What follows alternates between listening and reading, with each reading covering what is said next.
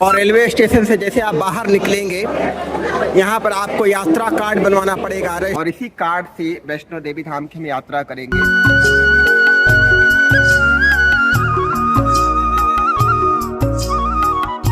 कि काश कभी बादलों के ऊपर चले जाएं और वैष्णो देवी धाम में यह हकीकत हो जाता है। कुछ सामने आप देखिए बाणगंगा चेक पोस्ट। चेयर गाड़ी कितने का है बच्चों के लिए? 540 का।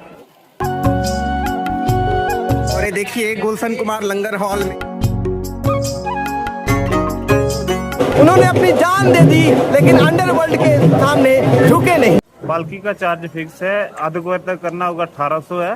1250 रुपया पूरा भवन तक, माता के मंदिर तक। और ये वाला पुराना वाला रास्ता है वैष्णो देवी जाने के लिए।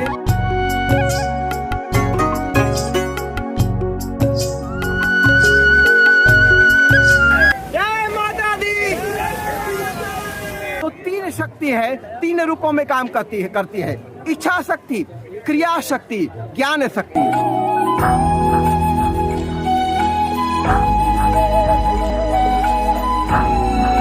और जो उस शक्ति को जागृत कर लेता है वो तमोगुण, रजोगुण और सत्वगुण को पार कर जाता है। जय माता दी। दोस्तों नमस्कार। संपूर्ण भारत की यात्रा करते हुए अब हम पहुंच चुके हैं जम्मू कटरा माता वैष्णो देवी धाम और आज बड़ी ही हमारी दिव्य यात्रा होने वाली है। कटरा रेलवे स्टेशन से बाणगंगा होते हुए माता वैष्णो देवी धाम तक। जब आप आते हैं देश के प्रमुख शहरों से तो आपको जम्मू नहीं आना है बल्कि कटरा रेलवे स्टेशन आना है। बहुत ही खूबसूरत रेलवे स्टेशन है और हर जगह के लिए ट्रेन यहाँ पर आती है दोस्तों।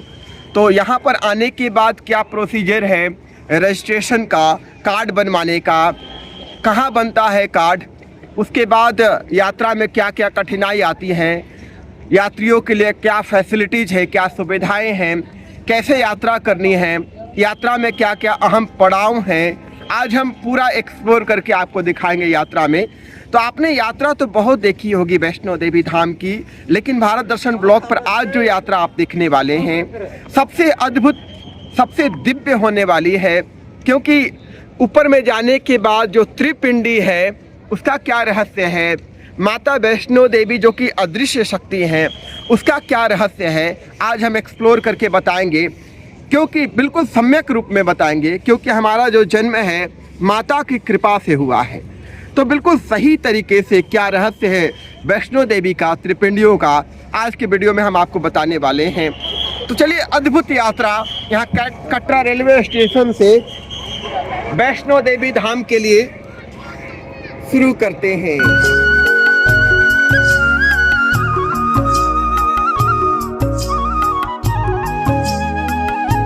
और रेलवे स्टेशन से जैसे आप बाहर निकलेंगे यहाँ पर आपको यात्रा कार्ड बनवाना पड़ेगा, रजिस्ट्रेशन करवाना पड़ेगा। श्री माता वैष्णो देवी श्राइन बोर्ड, ये देखिए लाइन लगा हुआ है रजिस्ट्रेशन काउंटर पर।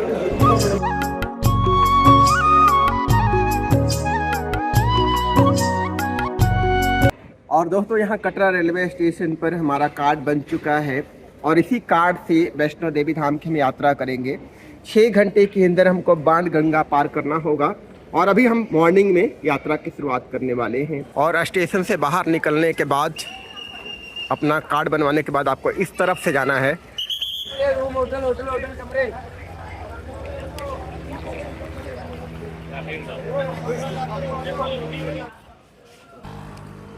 और यहाँ यात्रा शुरू करने से पहले यात्री सिम भी खरीद सकते हैं, यहाँ पर मिलेगा। ये देखिए प्लान यहाँ का।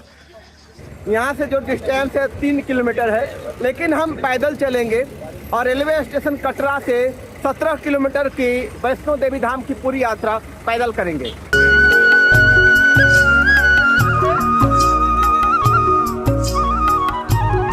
और कटरा रेलवे स्टेशन से आधा किलोमीटर बढ़ने पर यहाँ पर एक और त्रिमुहानी आएगी, होटल वरुण, सामने आप देख रहे हैं। यहाँ से राइट नहीं जाना है, यहाँ से आपको लेफ्ट चलना है। और रास्ते में ही पड़ता है पराठा मार्केट। यहाँ पर केवल पराठा की दुकानें आपको मिलेंगी। गर्मा गर्म पराठा। हाँ, गर्मा गर्म ताज़े ताज़े पराठे होते हैं हमारे पास।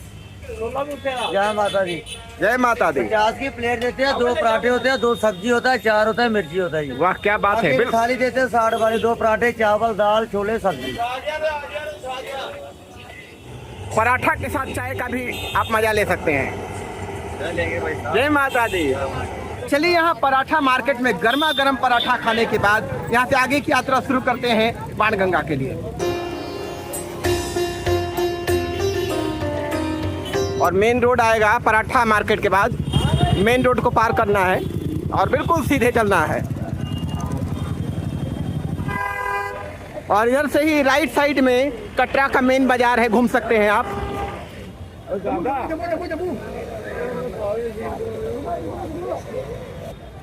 और यहाँ से राइट साइड आपको टर्न करना है और त्रिमुहानी से थोड़ा सा आगे बढ़ेंगे। शिव दर्शन मंदिर, बहुत ही दिव्य मंदिर है और शिव पार्वती का भी यहाँ पर आप दर्शन कर सकते हैं। जय श्री कृष्णा, राधे राधे। और हनुमान जी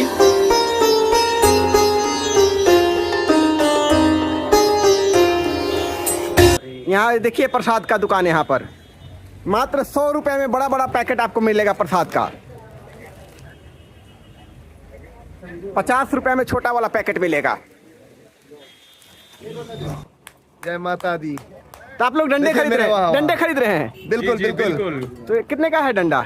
ये है 20 रुपए एक, 20 रुपए। 15 रुपए वापस हो जाएगा। ये देखिए बिहार का पूरा जत्था जा रहा है वैष्णो देवी यात्रा के लिए।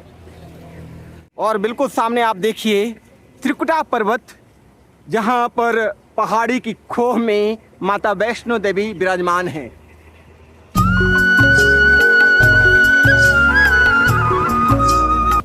और यहाँ से आपको लाइन में लगना पड़ेगा चेकिंग के लिए, अपने सामान वगैरह के चेकिंग के लिए, बाणगंगा में प्रवेश करने से पहले।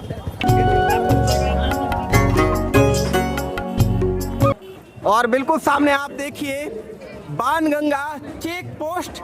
बाणगंगा चेक पोस्ट को पार करने के बाद जो है बाणगंगा तक पहुंचा जाता है। हैं? अरे देखिए हमारे जानने वाले मिल गए। कहाँ घर है? अकोड़ी गोला। अकोड़ी गोला बाग के रहने वाले हैं। तो यात्रा को लेकर क्या कहेंगे, कितना उत्साहित है? बहुत खुशी है, बहुत अच्छा लग रहा है। बहुत खुशी हो रही है। मनोरम दृश्य है।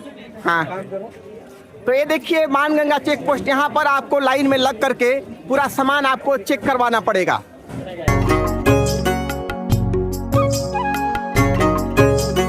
और बाणगंगा चेक पोस्ट पार करने के बाद छोटे बच्चों को ऊपर भवन तक जाने की व्यवस्था है। उनके लिए चेयर गाड़ी है। चेयर गाड़ी कितने का है बच्चों के लिए? 540 का जाने का? हाँ, जाने का। आने का 540। आने का 540। 540 रुपए में छोटे बच्चों के लिए चेयर गाड़ी आप ले जा सकते हैं। और बाणगंगा चेक पोस्ट पार करने के बाद भी आपको डंडे प्रसाद वगैरह मिल जाएंगे। यहाँ पर आप अपना फोटो भी खिंचवा सकते हैं। सुंदर सुंदर स्टूडियो आपको रास्ते में मिलेगा। और यहीं पर आप पीने वाला पानी भी भर सकते हैं।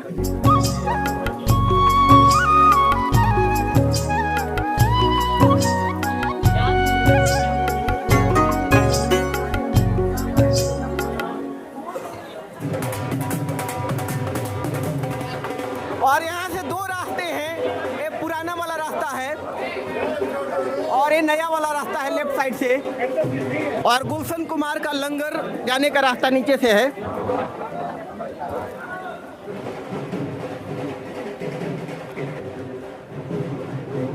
और दोस्तों वैष्णो देवी की यात्रा में अब हम पहुंच चुके हैं। गुलशन कुमार का लंगर जहां पर मिलता है, जो भी यहां पर आता है मोस्टली लोग लंगर खाने के बाद चढ़ाई शुरू करते हैं। हम भी अभी लंगर खाएंगे अंदर जा करके।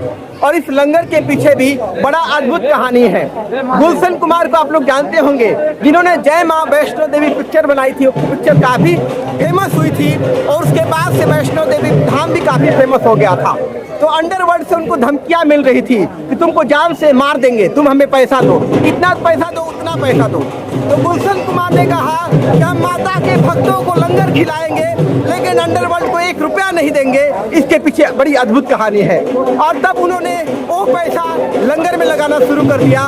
उसी समय से यहाँ पर हजारों लाखों लोग प्रतिदिन लंगर करते हैं। उन्होंने अपनी जान दे दी, लेकिन अंडरवर्ल्ड के सामने झुके नहीं।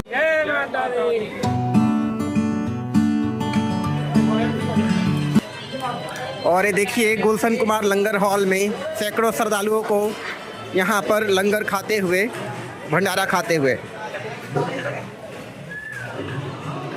अब हम यहाँ गुलशन कुमार के लंगर हॉल में यहाँ का प्रसाद ग्रहण करने वाले हैं। ये देखिए क्या क्या है, पूड़ी है, हलवा है, चावल है, दाल है, सब्जी है। और लंगर हॉल से जैसे आप बाहर निकलेंगे तो बाहर निकलते ही पालकी की सुविधा मिलेगी अगर आप पालकी से जाना चाहते हैं। अगर कोई बूढ़ बुजुर्ग पालकी से जाना चाहता है उसके लिए क्या चार्ज है आप लोगों ने रखे हैं? पालकी का चार्ज फिक्स है, अर्धकुंवर तक करना होगा 1800 है, पूरा मंदिर तक वैष्णो देवी तक वन साइड का 3150। 3150 रुपये। हाँ, हल्का वजन का, जो हैवी वजन होगा उसका 3900। 3900 जी। और कुमारी तक 1800 हल्के वजन का। अच्छा, और भारी वजन का 2250। 2250 रुपये। बैटरी गाड़ी। पालकी के अलावा आप घोड़े से भी जा सकते हैं, हॉर्स राइडिंग करके भी जा सकते हैं। अगर कोई हॉर्स राइड करके जाना चाहता है तो क्या चार्जेज हैं? 1250 रुपया पूरा भवन तक, माता के मंदिर तक। अच्छा, अर्धकुमारी तक 650 रुपये। पर्ची कटवाना पड़ेगा? पर्ची कटवाना पड़ेगा काउंटर से।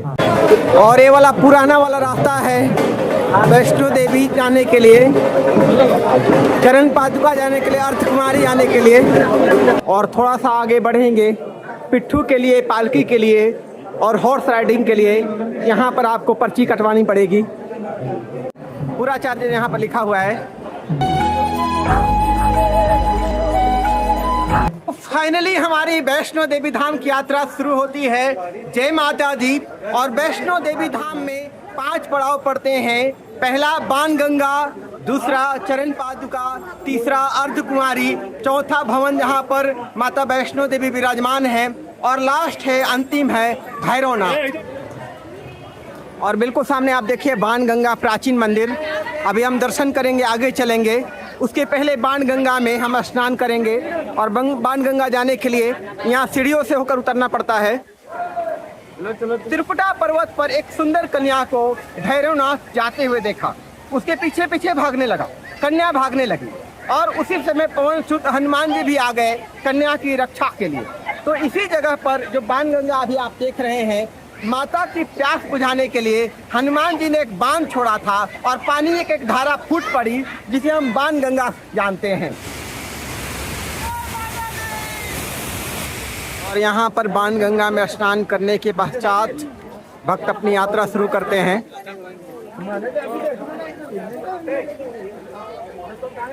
और यहीं पर लेफ्ट साइड में बाणगंगा प्राचीन मंदिर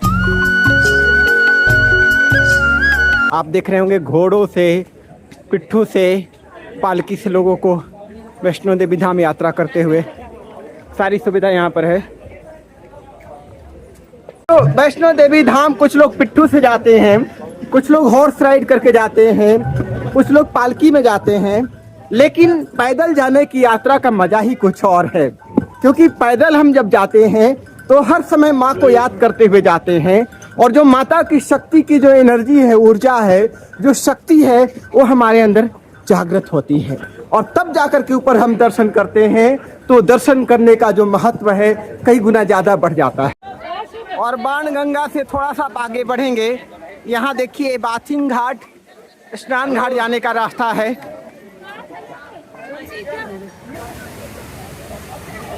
और यही पानी नीचे की ओर जाता है, जहाँ पर नीचे लोग स्नान करते हैं। जय माता दी।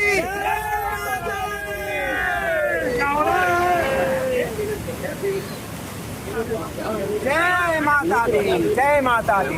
बहुत आनंद आया यहाँ पर स्नान करने के बाद, इस कुंड में स्नान करने के बाद। और यहाँ बाथिंग घाट पर स्नान करने के पश्चात यहाँ पर गीता मंदिर है।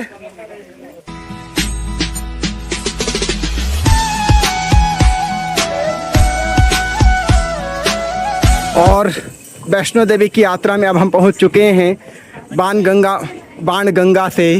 यहाँ माँ भगवती दर्शन इच्छा पूर्णा माता जी का यहाँ पर मंदिर है, बहुत ही खूबसूरत मंदिर है।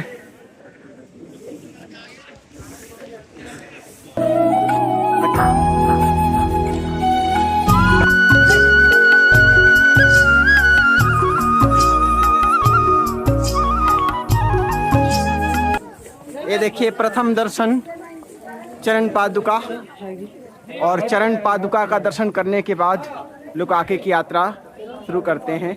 चलिए अंदर चलते हैं।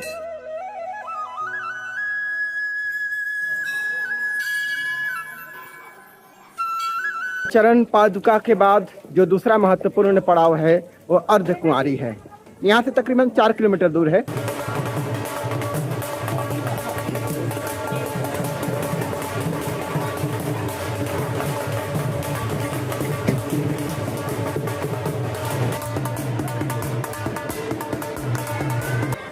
और अर्धकुमारी से पहले भोजनालय भी है, इंद्रप्रस्थ भोजनालय। यहाँ पर आप भोजन कर सकते हैं। और अर्धकुमारी मंदिर जाने के लिए यहाँ पर देखिए पुलिस चेक पोस्ट। थोड़ी देर में अर्धकुमारी हम पहुँचने वाले हैं, आदि कुमारी। और अर्धकुमारी से नीचे का दृश्य आप देखिए। बिल्कुल अभी हम बादलों के ऊपर आ चुके हैं। जब हम कभी बादलों को देखते हैं तो मन में एक इच्छा होती है कि काश कभी बादलों के ऊपर चले जाएं। और वैष्णो देवी धाम में यह हकीकत हो जाता है जब आप अर्धकुमारी पहुंचते हैं और यहाँ पर आप बादलों के बीच में होते हैं। बिल्कुल ठंडी ठंडी हवा होती है और इतना सुहावना मौसम होता है, आप बता नहीं सकते। हम जब आप यहाँ पर आएंगे तभी आप उसको फील कर सकते हैं। और ये अर्धकुमारी से जस्ट थोड़ा सा पहले यहाँ पर देखिए वेटिंग हॉल, टॉयलेट और विश्राम स्थल से थोड़ा सा आगे स्वास्थ्य केंद्र, डिस्पेंसरी।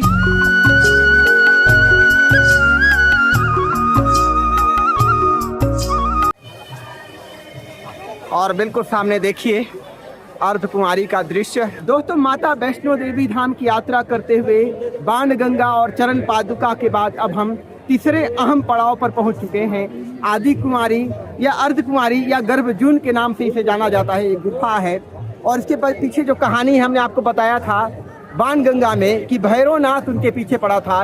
एक कन्या के रूप में माता इस त्रिकुटा पर्वत पर आई थी, भैरवनाथ पीछे पीछे और वो कन्या आगे आगे। और चरण पादुका से पीछे मुड़कर देखा भैरवनाथ को और उसके बाद यहीं इसी जगह पर आई। और इसके अंदर एक गुफा है, उस गुफा में 9 महीने तक तप किया था, समाधिस्थ रही थी और हनुमान जी उनके पहरेदारी में थे। और उसके बाद उस भवन तक गई और भवन जहाँ पर अभी माता वैष्णो देवी विराजमान है, त्रिपिंडी जहाँ पर विराजमान है, वहाँ पर भैरवनाथ का वध किया था, उसे मोक्ष प्रदान किया था। उस जगह पर भी हम आपको लेकर के चलेंगे। तो ऐसी कहानी है कि जो एक बार इस गुफा में चला जाता है वो जन्म जन्मांतर के बंधनों से मुक्त हो जाता है, उसे दोबारा गर्भ में आना नहीं पड़ता है। इसके पीछे का रहस्य क्या है दोस्तों? ये सच नहीं है। गर्भ में न आना पड़े इसके लिए बहुत तप करना पड़ा, तप करना पड़ता है। माता ने भी तप किया था, शक्ति को जागृत किया था। जो रजोगुण, तमोगुण, सत्वगुण, ये त्रिगुणात्मक प्रकृति की शक्ति है जिसमें हम सभी जी रहे हैं। ये माया की शक्ति है।